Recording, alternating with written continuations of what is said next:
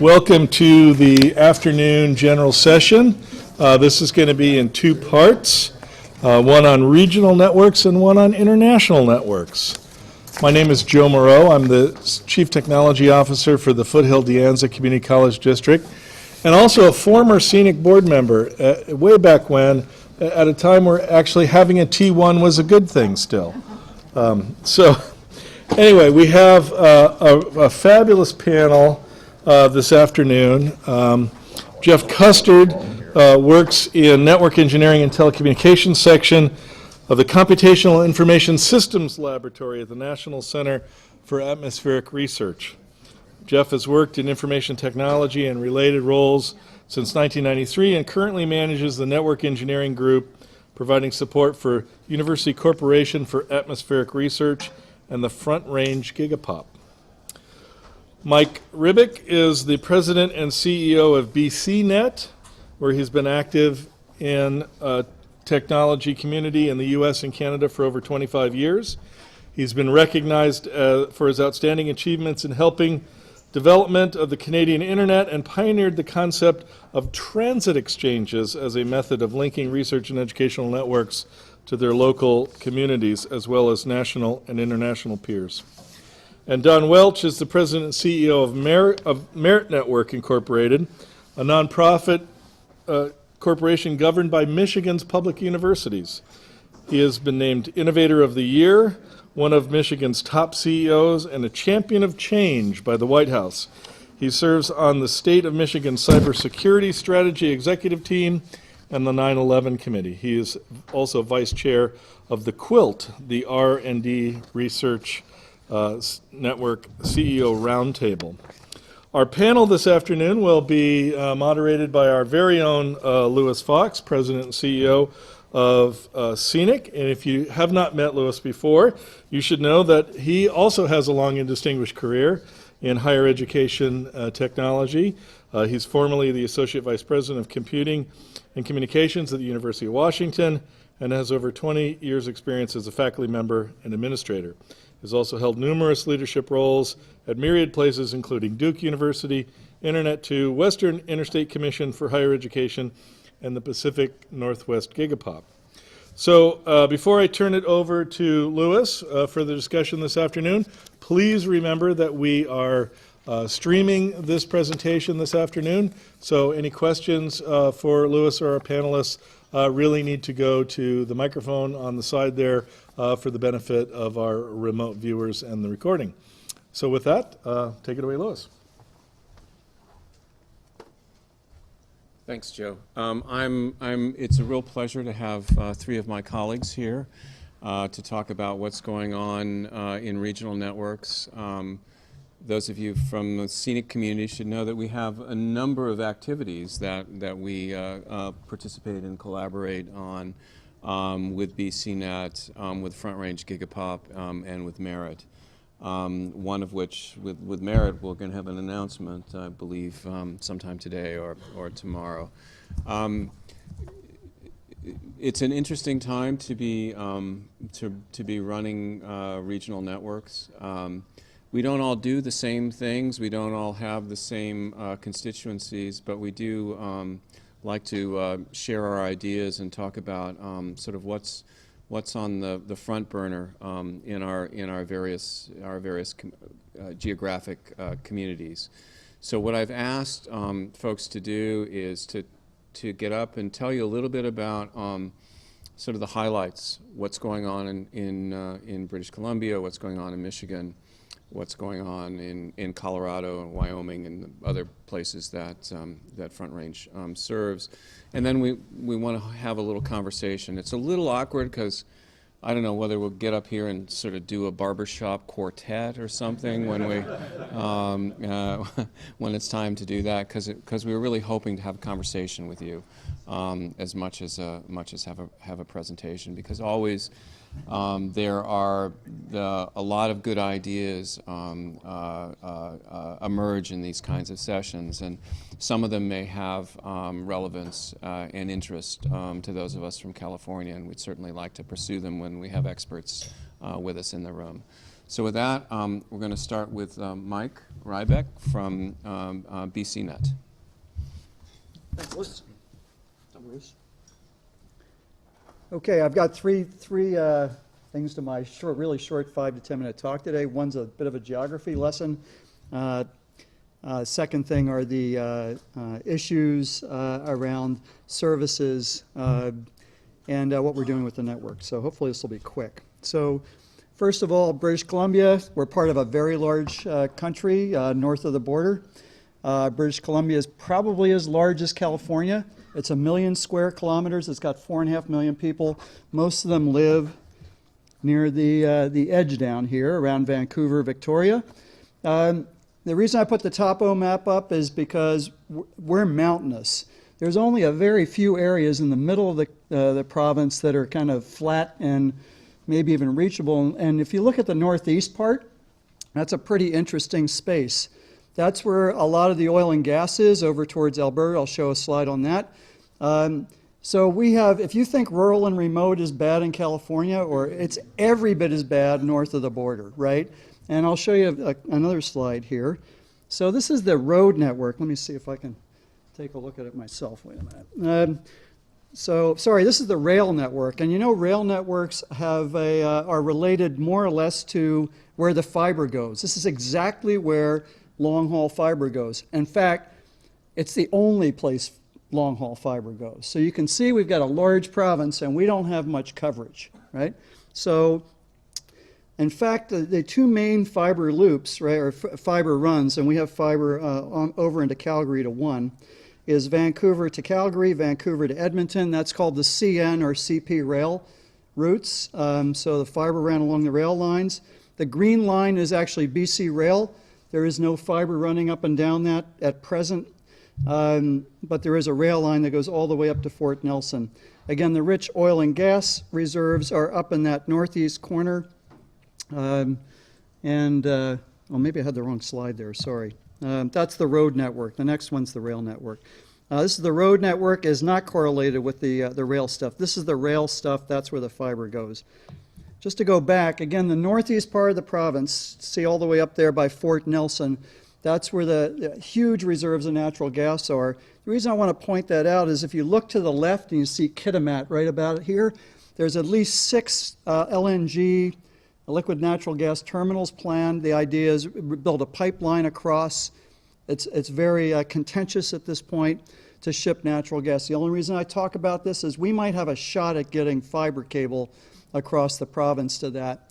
The zones off the coast are pretty temperate, relatively unpopulated, and this will be a growth area in the province, no doubt, as is the northeast. So we have a growing population in these parts, resource rich, lack of infrastructure in general. That's a theme.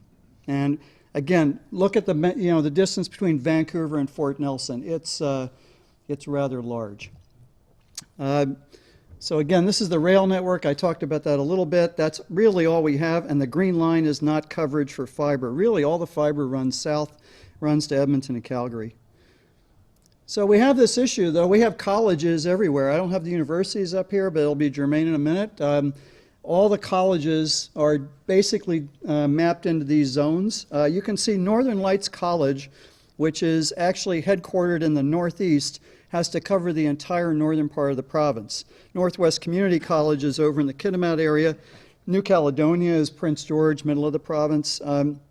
These are huge catchment areas. So when we talk about challenges in connectivity, we don't just have a main campus in Prince George for College of New Caledonia. We have 9 others that are spread out in small towns all over the place. So there's 150 separate campus sites with the college and university system in British Columbia. So what are our issues? First of all, BCnet has changed. I just wanted to, I'm off the geography lesson, I just wanted to paint the picture of the problems we had. We used to be a network. A few years ago, we got together, all the CIOs, everybody within the organization said, we're really shared IT services. And I don't know in Canada, I don't know if it's happening in California, but there's shared services BC, there's shared services Canada. The mantra in north of the border is shared services, shared services. I guess we have too little money, too few people to have separate silos doing everything. So we have to be efficient. Plus our debt levels, we're pretty conservatively managed financially, so there's not going to be any money for separate silos effectively, right? You have to spend every penny very, very effectively. So what's happened recently is that there were 3 organizations in British Columbia. One was called Hrybyk BC, Higher Education IT in BC, the other one BC Campus. And those 3, we have a MOU with BC Campus. BC Campus is the ed tech gang. Hrybyk BC did ERPs and software licensing. BCnet did IT infrastructure and networks. Effectively, it's all come into BCnet. MOU with BC Campus. Hrybyk BC is kind of going, all the contracts have moved over to us. So now we have portfolios. We have the network portfolio. Remember those maps? We're working with the provincial government. This hasn't happened in the past, but we now have the authority, or we're working on that, should be announced soon, to connect every campus right throughout the province. And that will be a challenge. I can talk a little bit about how we're approaching that. We will not be building dark fiber right to Fort Nelson anytime soon. We'll have to work with the carriers on all these things. IT services, we're in the beginning days of building a common data center. That I have a meeting with the province this week. I think it looks promising. And all of the XaaS types of stuff, right? Whether it's hybrid clouds or whatever, that's kind of in the planning stage. We want to be the first sub-federation for in Canada, right? So we're actively looking at sub-feds. I think it was Cliff who talked about the need for IM across all the applications. We have a very active group in that. And finally, distributed security solutions. So a lot of stuff there. But our big thing, and the most boring part of my job, God, I'm being recorded. I hope nobody back home watches this. But is actually procurement, because really what we're ending up being is a procurement engine. You know, we basically have harmonized procurement policies with all the institutions, which is, if you have time over drinks, I can tell you the horror stories around that. We are the rest of the system hasn't been able to do joint procurement, but the IT guys have all sat down and figured out how to do it with the procurement officers. So we have at least 8 procurements underway. Desktop, laptop, I don't know, there's a pile. I can go through them with you. Oracle licensing, VMware coming up, tons. Finally, we've taken on enterprise systems. So we're dealing with Banner, Oracle, and all the rest, colleague, right? Anything with Ellucian. We're staying away from PeopleSoft right now. And the idea is, how do we do shared approaches to these things, such as there's upgrade cycles, et cetera. Finally, LMS is all the LMSs, there's 3 or 4 of them. They're in relative, they're in various degrees of quality and shape, right? So that has to get cleaned up. And finally, communications and collaboration, and that's how we work with our 30 working groups across all the institutions, as well as what collaboration tools do campuses need, and can we do a shared instance of that, implementation of that. Our use of Blue Jeans, like you use video here, we bulk buy Blue Jeans and we use it everywhere, very popular. So what are our issues? Well, how do we get all this funded and collect money for it? I don't have the answer. I'm saying we're fighting through all this. The BCnet model is to subcontract back to the institutions for most of these services. It's a lightweight model instead of a central service desk model. So we just hold contracts between the end institutions who provide the service and the institutions that are getting it, or with third parties as service providers. So we have a very small central staff. And really, I hate to say it, we're kind of more paperwork and contractual agreements more than anything. Rural and remote versus urban, there's a huge conflict between those two, as you can see on the maps. That's why I put them up there. So the needs of Vancouver versus those in Fort Nelson are very, very different. You know that in California as well. The research versus teaching institutions, there's inherent conflict. How do we build a social culture that has all these folks at the table and all their issues come forward? the notion that we're part of the community versus within the university gates, right? How do you get higher ed to actually realize they're part of their municipalities, right? Or larger. So when you're building infrastructure and talking about infrastructure, it's every bit as important to have your community involved in that. It's not just a silo, again, within your own vertical, right? You've got to reach out to the others. And we're adding value versus decreasing costs. That's that usual.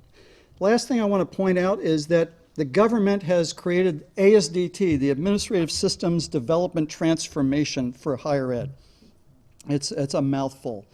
What that means is that you're not going to get any more money, right, unless you can show savings. In fact, the net zero from the provincial government said you will only give staff raises out if you can show savings.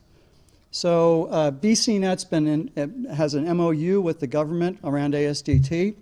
Thus far, this fiscal have, in an audited way, found $8 million worth of savings. I think we're the only ones, there's other purchases that have not worked out, so we've actually been successful in the last 12 months.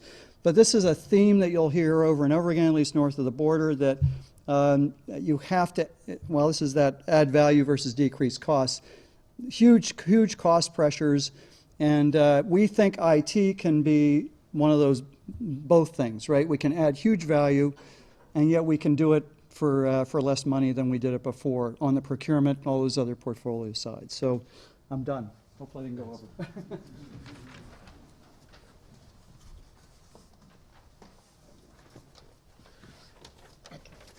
Good afternoon, everyone. I worked up this really awesome slide deck that was mixed up, and it's not here. So it had these great informative diagrams, had some funny pictures, so at various points visualize these really helpful diagrams and occasionally laugh because there would have been these funny pictures inserted in there. So we'll just have to go without it. But I work at Merit Network. We're the oldest regional network. We started back in 1966, which I think is the Byzantine Empire in internet years. And we were created by Michigan State, Wayne State, and University of Michigan to try and figure out how to get their mainframes to talk together. We were also involved in something called the NSFnet back in the 80s in creating a network of networks, kind of this internet thing, internetworking. So when you think about spam, Justin Bieber videos, and Twitter, it's our fault and we apologize. So we don't have the geographic problems that some other colleagues have here. We're not quite as big. But fun fact for the day is that it is a shorter drive from University of Michigan Ann Arbor campus to Virginia Tech than it is to Michigan Tech. So you have to go up the bridge and make a left. And so it's a 13-hour drive to the far end of the state. Our structure, so we have a board that is, as was mentioned in the introduction, it's the public universities of Michigan. They're all constitutionally independent, and so not part of the state. There is no centralized state university system in Michigan. We serve all sectors. We serve higher ed, K through 12 libraries, research organizations, as well as public safety.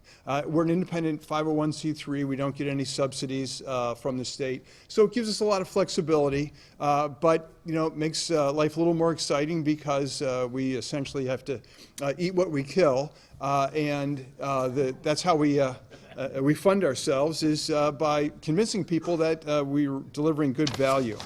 Our strategy is similar to Mike's, a little bit different. So we own about 4,000 miles of fiber optic cable, much of it courtesy of the recent BTOP projects.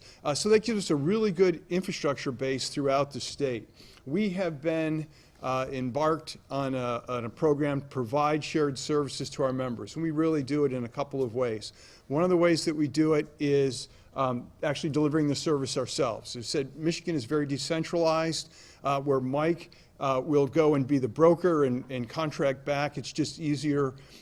People in Michigan anyways trust more that there's this independent organization, Merit, who's providing the service rather than worrying about, are they going to give me the priority or this other institution or whatever. So that works well for us. we do hosted infrastructure, we do hosted applications, and we do something we call community development. We have a really robust, we call it professional learning program, professional development program. Around 60 or 70 events per year, training, workshops, communities of practice, and so forth. So we'll take the financial risk, bring the trainers, your Cisco or your VMware, whoever, into Ann Arbor, and they can run the classes, and we can do them for about half the cost of the retail training classes, which is good. And occasionally we'll actually do some of the classes ourselves. Another thing that we do is, based more on our history, we'll actually compete for and conduct research on the network and in cybersecurity. Normally we do it in conjunction with our members, but we do have an active research department. And so as well as providing the research support. One of the things that has really come out of this most recently, it's most notable, and here's where you'd have this really informative diagram, is the Michigan Cyber Range. So we've got a public-private partnership, primarily with a lot of the power companies in Michigan, but also with the state, to create a training environment, an educational environment for cybersecurity. It's got a little town in it, and the town has got all these different, heterogeneous machines at various different security levels, and like the library is easier to crack than the power plant, than the, and city halls in between, and so forth. And so it's a great place for exercises, for training. And one of the things that we administer for the state is the Michigan Cyber Corps. So if you think back to the old days of the militia, when there was a problem, people grabbed their muskets and went out to defend the town. It's the same idea. Just like the governor can call out people to put up sandbags when there's flooding, he can call out the Michigan Cyber Corps. We train them. We have organized them into cells, and they do exercises so they know each other. I think the most important value is when they've got a problem, they know who to call because they've built those relationships and that trust by going through these exercises and so forth. I don't know if the governor will ever call out the Corps, but I know security will be a lot better in Michigan because we have that. So anyways, I think those are some of the interesting things we're doing in Michigan. Thanks very much for having me here. I have my master's degree from Cal Poly in San Luis Obispo, but more importantly, that's where I picked up my wife.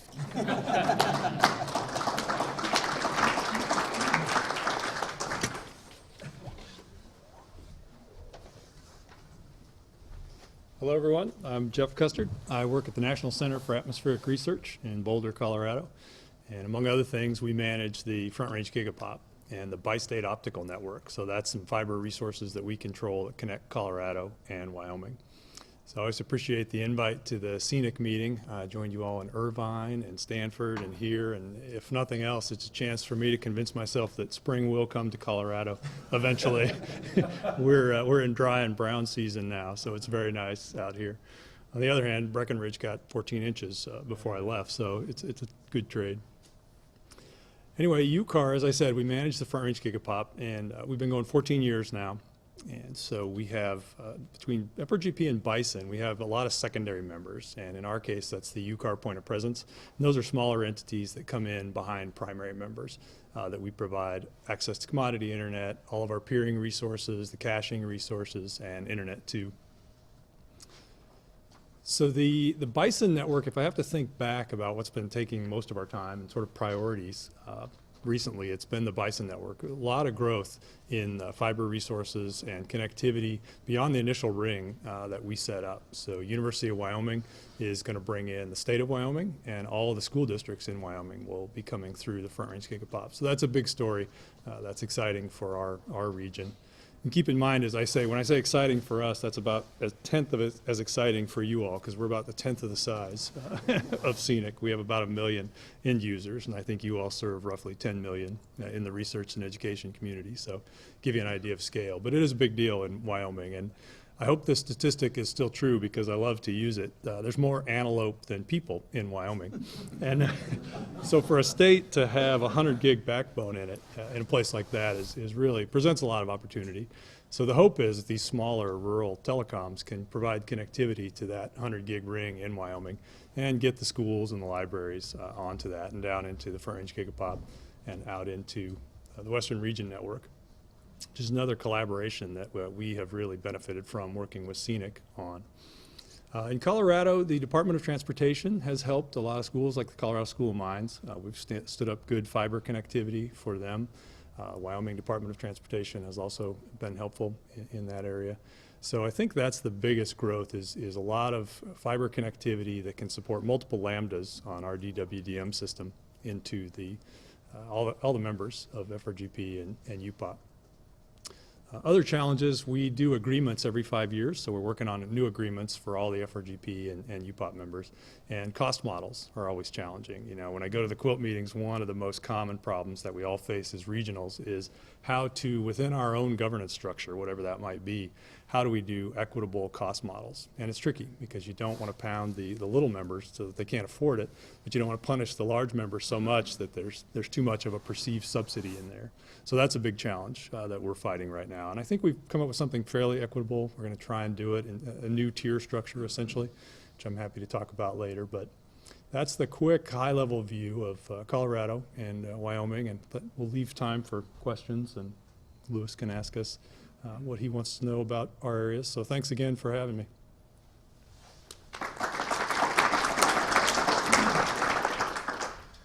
Let me first start with those of you out here and see if you have questions for any or all of the panelists. What you might like to know.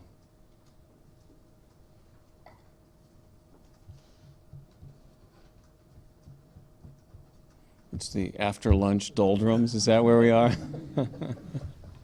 Well, I want to ask Mike first a question. He said it was I was able to I might try and provoke him. I'm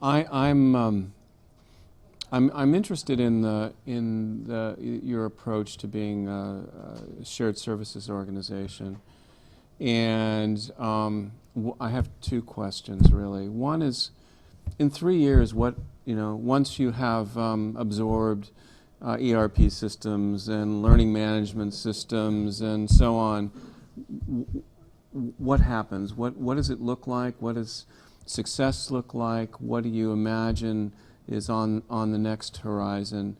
And number two is, how does the network fit into all this now that you're really focused on services? Yeah, that's a great question, Lewis. So what's success look like? Why don't I'll answer this obliquely a bit instead. My vision is that BCnet's a meta IT group. So insofar as that your own IT group and your institution is successful, the various service portfolios, if you noticed when I talked about them, they mirror more or less what you would find in your own shop. So how can we measure the success of those things? The question is, the service model, is that going to actually work to build this meta IT infrastructure?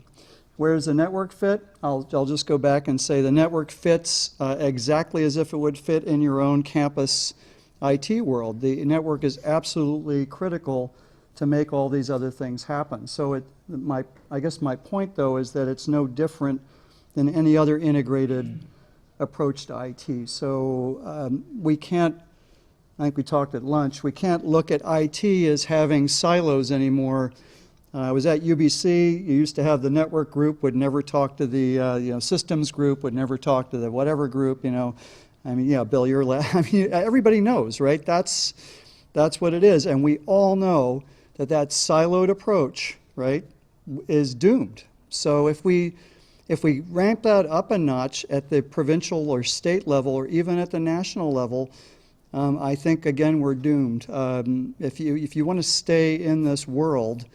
And look at it in a critical light, I'd say that we're underperforming, right? What the private sector can do. If we need to basically reorganize ourselves in order to get out of this one. So, a little controversial, but anyway. Thanks, Mike.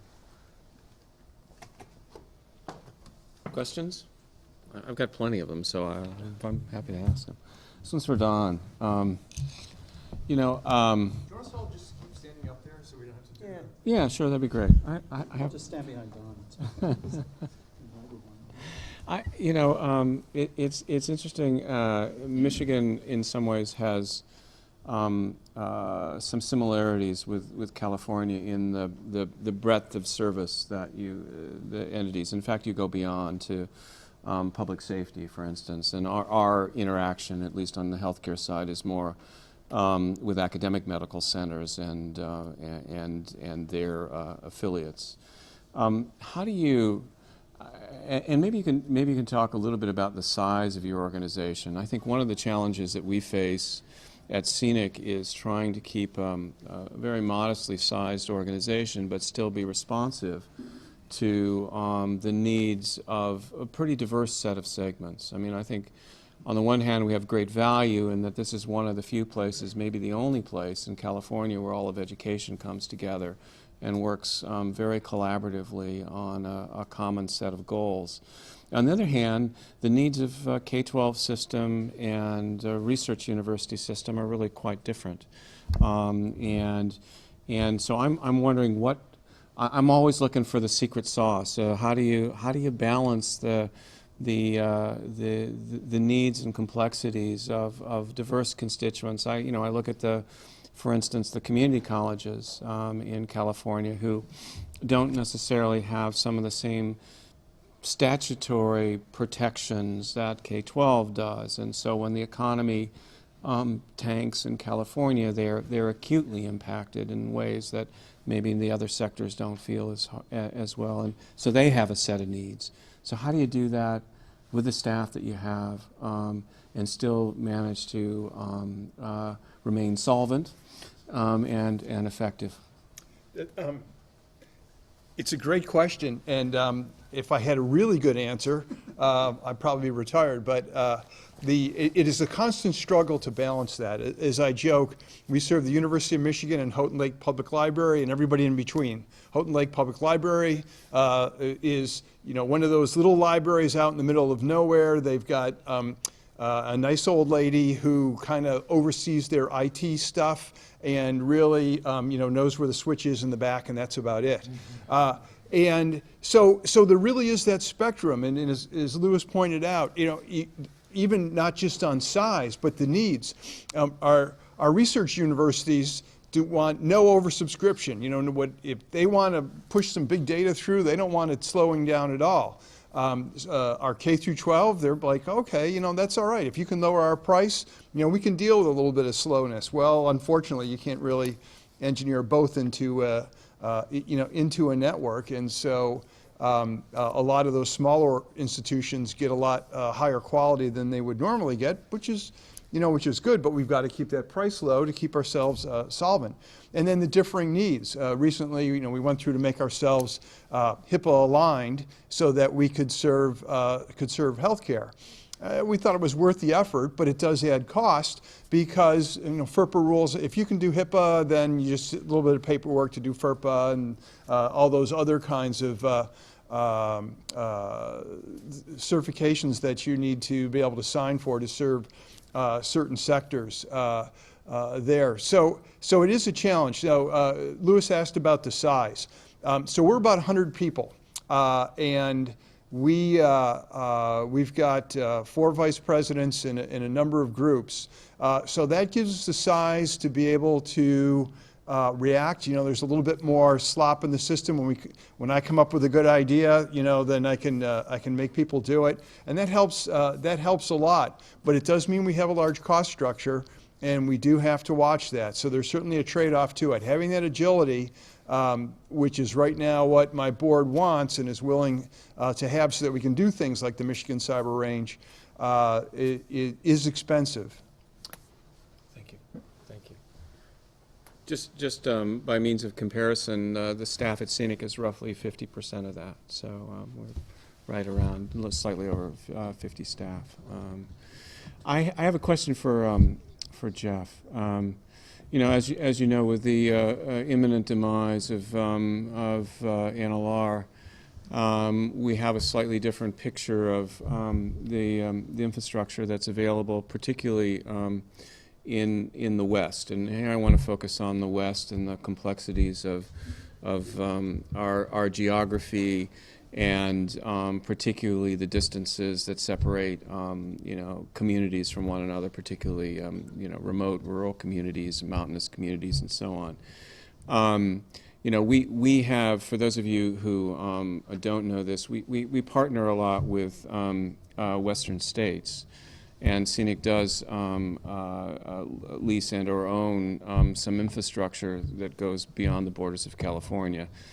It allows us to support important partnerships, say, for instance, between NCAR and many of the research universities here in California that are doing various kinds of atmospheric research and so on. I mean, it's a critical infrastructure that is important to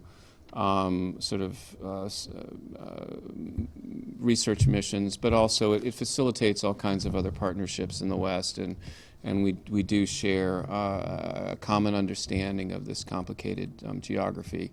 Now that the picture's changed a bit, and we don't have necessarily the same set of resources, from your Colorado and Wyoming point of view, but also having interacted with some of our other Western partners, what should we be doing? What are our next steps to ensure that we have as robust and reliable and rich an infrastructure to serve the complexities of the West? What should we be doing next? The expensive answer is, we can lean on vendors where possible. I think when they have waves that compete, the problem with that is it's expensive and it often duplicates our footprint. So there's really no redundancy or resiliency gain. What we've seen is a lot of small government entities, like Southwest Colorado is a great example. They've got together over the years, and they do have their own fiber infrastructure. It's just getting that connected back to Denver or the Front Range. So that's a challenge. But I think one of them is leverage community resources that have their own pretty fiber-rich resources, but they're very small and they're very regional for them. The other one is regional power entities. We've seen a lot of, like, Southeast Colorado has their own good fiber ring. We could leverage that, and a lot of times they're already serving the community anchor institutions. They've got the school, the library, the hospitals for many small towns. So that's another area that I think we should probably investigate leveraging more. And on a bigger scale, I think the power companies have a lot of fiber that are going in, and they're quite willing to share that with the research and education community. I know in Colorado, a lot of our Mountain Connect events, that comes up a lot. And so I think we're going to try and pursue that a bit more in Colorado. That's come up at least with the Governor's Broadband Roundtable. That's been one group that I think has been under-leveraged, in my view, is the power. And I think that scales regionally, and it could scale to the West, with WAPA, and depending who has routes where. But we've been surprised where fiber exists.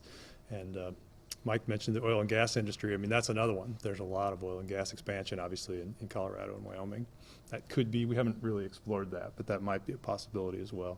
I think the power company would be my best bet at this point. Great, thank you. Questions for the panelists? I don't want to hog this. All right. Well, I actually have one last question, and this is for all the panelists. Since we partner on a number of fronts, in fact, tomorrow we're going to be announcing with Merit that for those non-internet to member institutions that are part of Scenic, who want access to the Net Plus suite of services, that we're working with Merit to actually administer that program for California, because Don has a bigger sale. Well, we have no sales staff. We have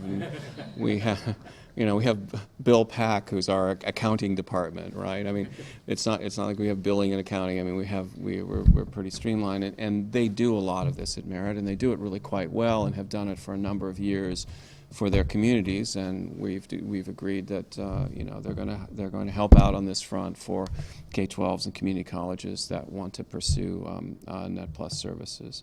So as I say, we do many things together. We work on the Western Regional Network with the Front Range Gigapop, and have for a long time, and that's this sort of infill infrastructure for the West, as a part of just the greater West Coast with Pacific Wave connection coming. I mean, the idea is to extend this peering fabric all the way to British Columbia, so that any of the networks, international networks that connect to one connects to all.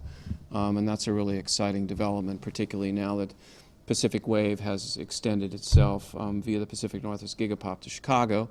And we are working increasingly. We have a wonderful connection now to Cudi via Tijuana to Ensenada, but we're looking at other interconnections to Cudi and Mexico, and a very good partnership with our friends at Florida International University and AmLight, and looking at more international things. So we, Mike and his colleagues, and we work on are working increasingly on the international front. So you know a lot about us, and we work together, and you're doing really interesting things, and you're doing things that we're not doing. And what I like to do is get the benefit of your insights about us, but your insights about your own individual regional networks, and give us advice. What's your best advice to us? You know what we're doing, you see what we're doing. If you were going to give us 1, 2, 3 pieces of advice about what we should be looking at and thinking about in the future, tell us what we should be thinking about. Thanks, Louis.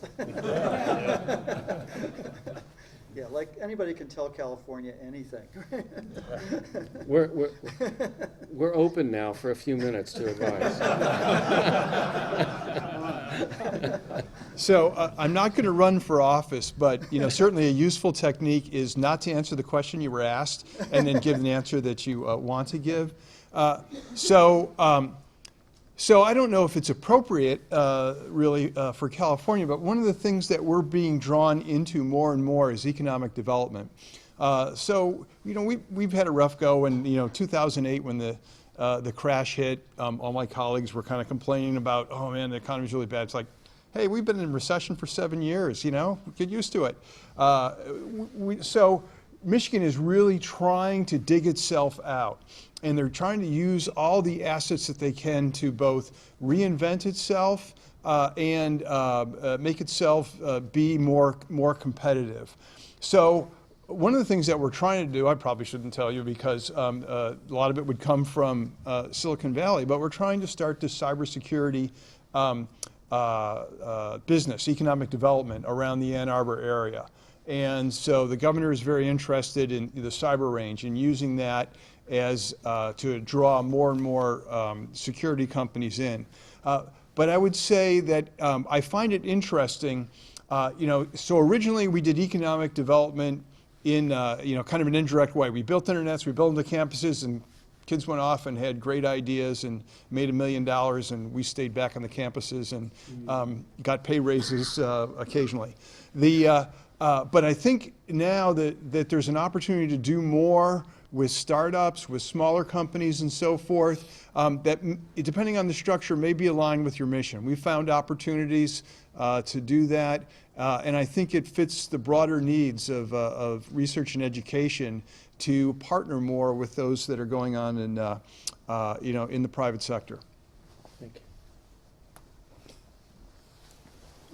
It's not necessarily advice. I think it's a continuance of what you're already doing, and that's collaboration. I think just increased collaboration is one of the only, or if not the best, hope that we've got on many levels. It was kind of touched on during the library discussion a bit this morning. I mean, the people networking side, you can't underestimate that.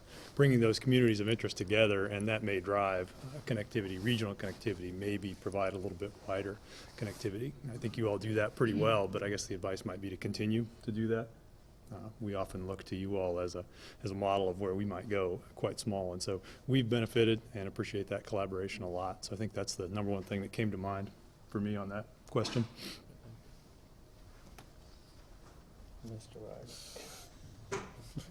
Gee, what should I tell Louis? No, I was just out in Alberta, kind of, and was asked the same question, so I'll give you the prairie answer. It's not quite the prairies, but anyway, I already answered it in one way, so I'll just say the problem before us is how to do integrated IT, right, across whatever sector you want to define it as. And right now, I don't want British Columbia to be alone. I think Don's doing great stuff in this area. I think Missouri, I'd like Alberta to do it. I'd like to see California make a consistent commitment to that too. I'd like to see us all in post-secondary, right, make a real concerted effort. I'm not just talking Net Plus here, right, on the Internet 2 side, but think about the problem as an integrated IT problem. And then what do those solutions look like from a governance, technology, organizational perspective? And I think that's what's confronting us all, and I think we have to try to meet that instead of just doing things the way we did it before. So. Thank you, Mike. I was thinking that perhaps we might think about exporting our ERP systems to BCnet and letting them run them. Anyway, I want you to join me in thanking the panelists, and thank you for indulging me and letting me ask all of my questions.